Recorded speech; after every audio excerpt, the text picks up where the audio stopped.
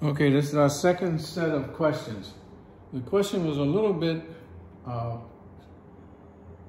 big for the space, so we only have two. So we'll go through these two and then we'll pause and come back. So this is our video number 2. Whoop. Number 2. So we're back to the same question as this. Whether or not there's one solution to this, no solutions, or an infinite number of solutions. So we have to solve the equations, and that's part of what is being tested here too. So we have to use, again, the distributive property, which means multiply this coefficient times each term inside the parentheses. So 6 times 5 is 30, negative times a positive, so this is negative 30x. And a negative 6 times a plus 11 is going to be a negative 66. Now, negative 3 times 10x is negative 30x. Negative 30x. So negative 3 times 12 is negative 36. Negative 36. So now, with the order of operations, we have eliminated the parentheses. There were no equations, there were no exponents, and we've done the multiplication, then we've done the addition. So now we have negative 30x minus 66 equals negative 30x plus 33. Now you should be able to see by looking at this that if they both have negative 30x, and we eliminated the 30x, this statement would then say negative 66 equals negative 36. Negative 66 equals negative 36. And you know that that is not possible.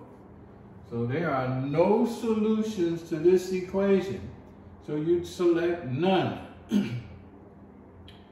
It's not 1. It's not infinite, there's none, because 66, negative 66 will never equal negative 36, so that's solved. Now the next question was a lot of busy work. You've got two equations, and they want you, let me read it, so you'll hear the long involved thing. It says the system of equations above is graphed below. Now my graph is not nearly as neat as it should be, but it's a rough sketch of it. Find the solution to the system. So you should know, and if you don't know already, write it down. When they say find the solution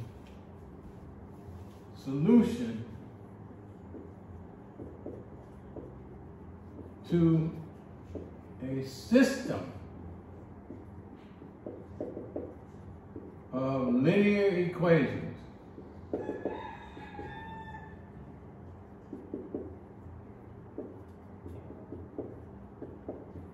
what are they talking about?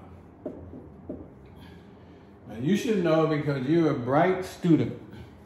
You know that at most 2 lines that are not the same line can only cross in one place.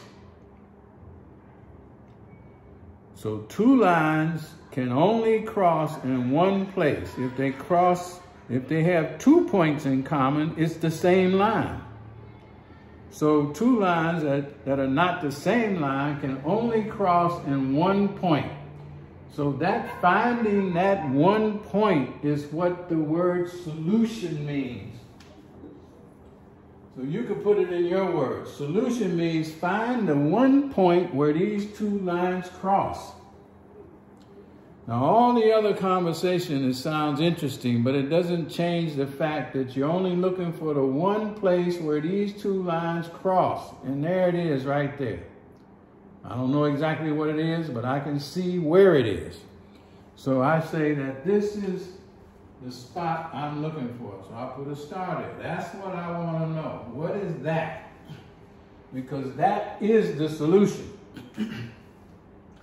So now, We will come back, not right now, but I'll show you a variety of ways to deal with this when it's not obvious.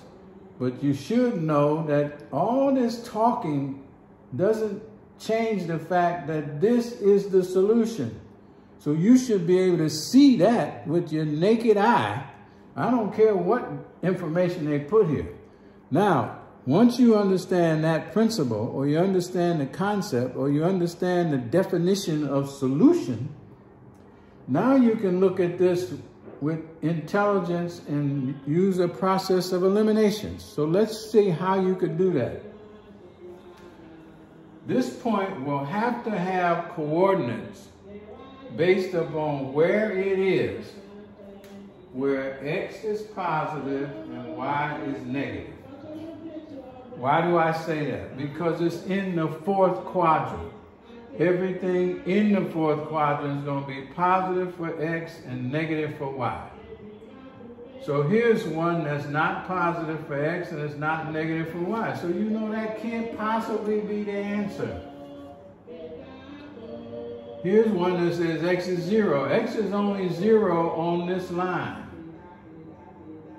That's why we call it the y-intercept, because x is 0 everywhere on this line.